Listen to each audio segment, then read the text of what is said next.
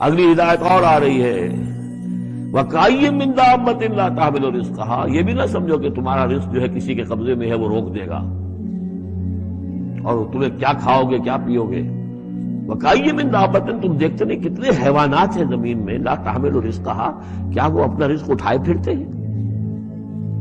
بڑا پیارے الفاظ ہیں انجیل میں، متی کی انجیل میں حضرت مسیح علیہ السلام کا جو پہاڑی کا واعظ ہے اس میں انہوں نے اپنے شاگردوں سے خطاب کر کے کہا، کیوں فکر کرتے ہو کہ کیا کھاؤ گے کیا پیو گے؟ جنگل کی چڑیوں کو نہیں دیکھتے؟ نہ وہ کاشت کرتی ہیں، نہ ہل چلاتی ہیں، نہ بیج بوتی ہیں، نہ فصل کاٹ کر کہیں رکھتی ہیں، نہ کھٹے بھرتی ہیں، پھر بھی میں تم سے کہتا ہوں کہ وہ خالی پیٹ صبح گھر سے نکلتی ہیں، شام کو آسودہ ہو کر آ جاتی ہیں۔ تو جو رب تمہارا جو رب ان کو چڑیوں کو کھلا رہا ہے وہ تمہیں نہیں کھلائے گا؟ اور کیوں فکر کرتے ہو کہ کیا پہنو گے، لباس کہاں سے ملے گا؟ جنگل کی سوسن کو نہیں دیکھتے کہ جتنا خوبصورت لباس اس کو اللہ نے دیکھ رکھا ہے؟ یہ جو بھی پودے ہیں اور جو پھول ہیں ان کے، تو سلیمان بھی اپنی ساری شان و شوکت کے باوجود ویسا ملبس نہ تھا، ویسا خوبصورت لباس تو سلیمان کو بھی میسر نہیں تھا جو اللہ نے ان پھولوں کو دے رکھا ہے۔ تو غور کرو، جو وہ زمین کی اس گھاس پھوس کو، ان پودوں کو اس قدر حسین لباس دے رہا ہے، عمدہ لباس دے رہا ہے، جو ابھی ہیں اور کل نہیں ہوں گے، یا یہ کہ کاٹ کر اور وہ چولہوں میں جلا دی جائے گی گھاس، تو کیا وہ تمہیں نہیں پہنائے گا؟ لیکن تم یقین نہیں کرتے۔ توکل اور ایمان، یہ دونوں چیزیں ساتھ ساتھ جائیں گی۔ جتنا اللہ پر ایمان ہے اتنا ہی توکل ہوگا، جتنا ایمان کمزور ہے توکل بھی نہیں ہو سکے گا۔ والذین صبروا علی ربہم یتوکلون وکأی من دابۃ لا تحمل رزقها، یہ سارے جو ہیں چوپائے اپنا رزق لیے نہیں پھرتے، اللہ یرزقها وایاکم، اللہ انہیں بھی رزق دیتا ہے تمہیں بھی دے گا، وہو السمیع العلیم، اور یقیناً وہ سب کچھ سننے والا جاننے والا ہے۔ ایسا نہیں کہ اسے معلوم نہ ہو کہ میرا بندہ بھوکا ہے، میرا وفادار، میرا سپاہی، میرے دین کے لیے کام کرنے والا، اسے یہ معلوم نہ ہو کہ اس کو احتیاج ہے، اس کی کوئی ضرورت ہے۔ وہ نہ معلوم کس کے دل میں ڈالے گا کہ جو اس کے لیے ذریعہ بنا دے گا اس کو، اور اس کی ضرورت پوری ہو جائے گی۔ کتنے ہی جانور ہیں جو اپنا رزق اٹھائے نہیں پھرتے، اللہ ان کو رزق دیتا ہے، اور تمہارا رازق بھی وہی ہے، وہ سب کچھ سنتا اور جانتا ہے۔ یعنی ہجرت کرنے میں تمہیں فکر جان کی طرح فکر روزگار سے بھی پریشان نہ ہونا چاہیے۔ آخر یہ بے شمار چرند و پرند اور آبی حیوانات جو تمہاری آنکھوں کے سامنے ہوا اور خشکی اور پانی میں پھر رہے ہیں، ان میں سے کون اپنا رزق اٹھائے پھرتا ہے؟ اللہ ہی تو ان سب کو پال رہا ہے۔ جہاں جاتے ہیں اللہ کے فضل سے ان کو کسی نہ کسی طرح رزق مل ہی جاتا ہے۔ لہذا تم یہ سوچ سوچ کر ہمت نہ ہارو کہ اگر ایمان کی خاطر گھر بار چھوڑ کر نکل گئے تو کھائیں گے کہاں سے؟ اللہ جہاں سے اپنی بے شمار مخلوق کو رزق دے رہا ہے تمہیں بھی دے گا۔ ٹھیک یہی بات ہے جو سیدنا مسیح علیہ السلام نے اپنے حواریوں سے فرمائی تھی۔ انہوں نے فرمایا، کوئی آدمی دو مالکوں کی خدمت نہیں کر سکتا، کیونکہ یا تو ایک سے عداوت رکھے گا اور دوسرے سے محبت، یا ایک سے ملا رہے گا اور دوسرے کو ناچیز جانے گا۔ تم خدا اور دولت دونوں کی خدمت نہیں کر سکتے۔ اس لیے میں کہتا ہوں کہ اپنے جان کی فکر نہ کرنا کہ ہم کیا کھائیں گے یا کیا پیئیں گے، اور نہ اپنے بدن کی کہ کیا پہنیں گے۔ کیا جان خوراک سے اور بدن پوشاک سے بڑھ کر نہیں؟ ہوا کے پرندوں کو دیکھو کہ نہ بوتے ہیں، نہ کاٹتے ہیں، نہ کوٹھیوں میں جمع کرتے ہیں، پھر بھی تمہارا آسمانی باپ ان کو کھلاتا ہے۔ کیا تم ان سے زیادہ قدر نہیں رکھتے؟ تم میں سے ایسا کون ہے جو فکر کر کے اپنی عمر میں ایک گھڑی بھی بڑھا سکے؟ اور پوشاک کے لیے کیوں فکر کرتے ہو؟ جنگلی سوسن کے درختوں کو غور سے دیکھو کہ وہ کس طرح بڑھتے ہیں۔ وہ نہ محنت کرتے ہیں نہ کاٹتے ہیں، پھر بھی میں تم سے کہتا ہوں کہ سلیمان بھی باوجود اپنی ساری شان و شوکت کے ان میں سے کسی کے مانند ملبس نہ تھا۔ بس جب خدا میدان کی گھاس کو جو آج ہے اور کل تنور میں جھونکی جائے گی ایسی پوشاک پہناتا ہے، تو اے کم اعتقادو، تم کو کیوں نہ پہنائے گا؟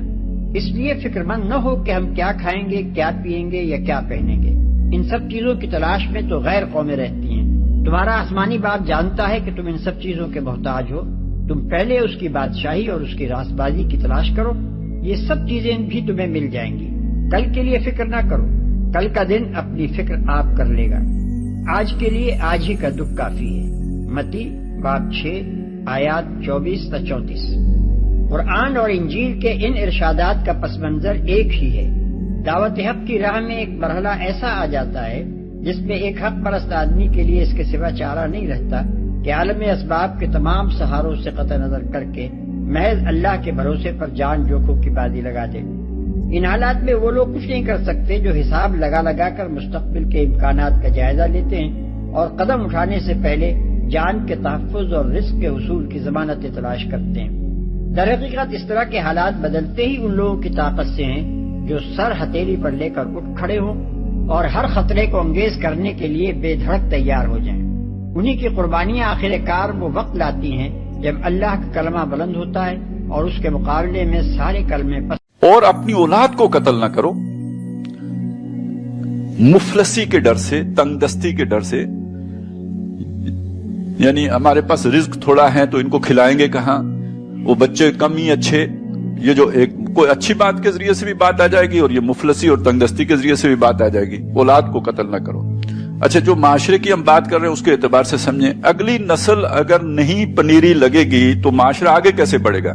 جو اس وقت موجود لوگ ہیں یہ تو ٹھیک ہے بھائی 60 سال 70 سال پورے کر کے دنیا سے اٹھ جائیں گے، لیکن اگلی اگر نرسری نہیں لگائی ہے تو آگے یہ نظام کیسے چلے گا؟ تو یہ تو بڑی بنیادی بات ہے معاشرے کو برقرار رکھنے کے لیے کہ نسل انسانی جو ہے وہ بڑھتی رہے۔ اچھا، اللہ تعالیٰ نے نظام بھی ایسا بنایا کہ برابر نہیں رہتی، بڑھتی ہے۔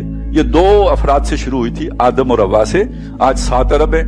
تو اگر یہ بیلنس رہتا کہ جتنے مریں گے اتنے پیدا ہوں گے تو پھر آگے تو نہ بڑھتا۔ تو یہ بھی ایک ارتقاء ہے جو ہو رہا ہے، نسل کم نہیں ہو رہی، نسل بڑھ رہی ہے۔ لیکن آپ اگر قدغن لگا دیں گے، کسی بھی وجہ سے لگائیں، تو اس کا نتیجہ یہ نکلے گا کہ نسل جو ہے وہ گھٹنا شروع ہو جائے گی۔ تو جب نسل گھٹنا شروع ہو جائے گی تو اس کا مطلب معاشرہ تباہی کے راستے پر گامزن ہو گیا ہے، معاشرے کا رخ اب جو ہے وہ الٹا ہو گیا، خسارے کی طرف ہو گیا ہے۔ لہٰذا نسل پروان چڑھانے کی بات ہے، اور وہ اسی طرح ہو سکتا ہے کہ آپ اپنی اولاد کے راستے کی رکاوٹ نہ بنے۔ یہ جملہ ذرا اس کو میں مزید کھولوں گا نہیں، بس آپ اس کو غور فرما لیجئے خود جو بات میں کہہ رہا ہوں۔ اور اس کا تعلق اس بات سے ہے کہ پہلے انسانوں کے لیے یہ ممکن نہیں تھا کہ وہ اولاد کو قتل کرنے کے علاوہ بھی کسی طریقے سے ان کا دنیا میں آنے کا راستہ روک دیں۔ ایک ہی راستہ تھا ان کے پاس، یہ دوسرا جو راستہ تھا وہ بہت مشکل تھا، وہ جو عزل کرتے تھے، وہ یعنی آپ این آخری مرحلے پہ بیوی سے جدا ہو جائیں یا لونڈی سے جدا ہو جائیں، تو اب یہ تو کار دارد ہے۔ وہ تو کسی عالم دین نے لکھا تھا جو یہ کر سکتا ہے بے شک کر لے، تو وہ تو ایک علیحدہ مسئلہ ہے۔ لیکن اب تو معاملہ یہ ہو گیا ہے ٹیکنالوجی کی ترقی سے کہ بہت آسان ہو گیا کام، اور پھر یہ کہ اس طرح کے فتوے بھی موجود ہیں کہ چلیں جی پہلے 4 مہینے کے اندر اگر ابارشن ہو گئی ہے تو اس کی بھی گنجائش لوگوں نے دے دی ہے۔ تو اب اس طرح کی چیزیں آ گئی ہیں کہ جس کے نتیجے میں اول تو آپ استقرار حمل کا راستہ ہی روک دیتے ہیں، اور نمبر 2 یہ کہ اگر حمل قرار پا بھی جائے تو ایک خاص مدت کے اندر اگر لوگ اس کے اوپر اس کی ابارشن کرا دیں تو وہ بھی ایک ہے۔ تو اصل میں یہ بھی سارے معاشرے کو تباہ کرنے کے طریقے۔ وہاں جب قرآن نازل ہو رہا تھا تو ایک ہی صورت تھی کہ بچہ پیدا ہوا اور اس کے بعد اسے قتل کرے۔ اچھا، یہ قتل کرنے کی بھی صرف ایک صورت نہیں تھی، یعنی قتل اور بھی وجوہات سے ہوتے تھے۔ ایک یہ کہ کسی جو ہے نا دیوی یا دیوتا یا کسی بت کے بلی چڑھانا، یعنی اس کی وہ نیاز دینا، اس کے آگے جا کے قربان کرنا، بڑی قربانی ہے نا، جیسے کوئی بچڑا ذبح کریں یا کوئی جو ہے وہ بیل جا کے ذبح کریں، اس کی بجائے اپنا بچہ جا کے ذبح کریں، تو ایک کام تو یہ بھی کرتے تھے۔ اچھا، ایک غیرت کے نام پہ بھی قتل کرتے تھے، وہ بڑی معروف بات ہے، وہ بچیاں قتل کرتے تھے۔ اور یہ کہ پھر کسی خاص عورت سے چاہیں کہ بھئی اس سے اولاد نہ ہو، اولاد ہو مطلب اس سے تو وہ اپنی بیوی بنا کے رکھیں اسے، لیکن اس سے نسل نہ چلے، یہ بھی ان کا ایک بعض جگہوں پہ تھا۔ تو وہاں پہ بھی وہ اس طرح کی حرکتیں کرتے تھے، لیکن یہاں قرآن مجید نے ان میں سے کسی بات کا ذکر نہیں کیا۔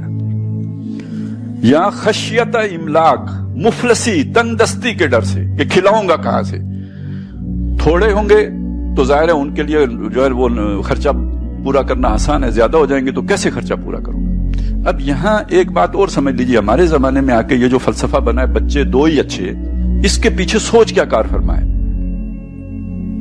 اس کا یہ مطلب نہیں ہے کہ 2 بچوں سے آپ کو خوشحالی ملتی ہے، یہ مطلب نہیں ہے۔ آپ اگر بات کریں ایسے لوگوں سے جو اس فلسفے کے عامل ہیں تو وہ یہ سمجھاتے ہیں کہ 2 بچوں کے اگر ہوں گے تو آپ کے جو محدود وسائل ہیں، کم وسائل، ان کم وسائل میں آپ 2 بچوں کی ہی کوالٹی تربیت کر سکتے ہیں، انہیں اچھی تعلیم دے سکتے ہیں، کسی اچھے اسکول میں پڑھا سکتے ہیں، اور یہ کہ ان کو ہائر ایجوکیشن تک لے کے جا سکتے ہیں۔ اگر آپ کے 5 6 8 9 بچے ہوئے تو یعنی آپ ان کو اچھی طرح ایجوکیشن نہیں دے سکتے۔ اب کھانا پینا آج کے دور میں مسئلہ نہیں ہے، یا کم از کم 2018 سے پہلے تک تو مسئلہ نہیں تھا، اب اگر بن گیا ہے تو پھر اب بنے گا، ابھی تک تو نہیں ہے مسئلہ۔ लोग खा पी तो लेते ही हैं, चलें सूखी रूखी ना भी सही, मतलब वो रूखी सूखी तो अब नहीं कोई खाता है, सब चुपड़ी चुपड़ी खाते हैं जब से डालडा आया है। तो कम से कम ये वाला मसला अब नहीं है कि भाई कोई भूखा मरता है, अगरचे के बाद खबरें इस तरह की भी आ जाती है, लेकिन अक्सर वो बेशतर अब ये सोच नहीं है कि बच्चा भूखा मरेगा, सोच ये है कि बच्चे की अच्छी तरबियत, और तरबियत से मुराद एक ऐसी तरबियत कि जिसके नतीजे में वो कल माशरे में किसी आला मकाम पर, किसी आला मनसब पर, किसी आला ओहदे पर, कोई जो है रूलिंग एलीट के अंदर